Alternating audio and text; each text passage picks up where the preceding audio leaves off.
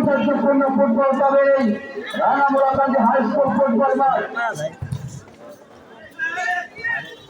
আক্রমণে আসলে মাঠে একটি কাদা এবং পিছিলের কারণে খেলোয়াড়দের কিন্তু পায়ের গ্রিপে নেওয়ার জন্য সমস্যা দেখা যাচ্ছে।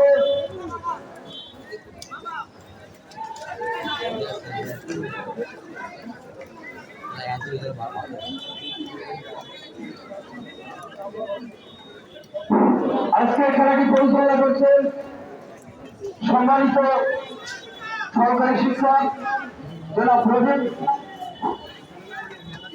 আজকের খেলার যিনি সুনামধন্য রেফারি ফরিদপুর ফুটবল ফেডারেশনের সম্মানিত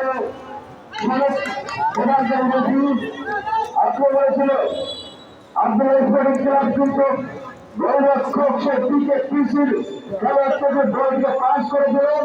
দেখা যাক আক্রমণে দিকে পিসি বল লম্বা করে দৌড় শুরু করছেন। এই দলের কথা মনে পড়ে গেছে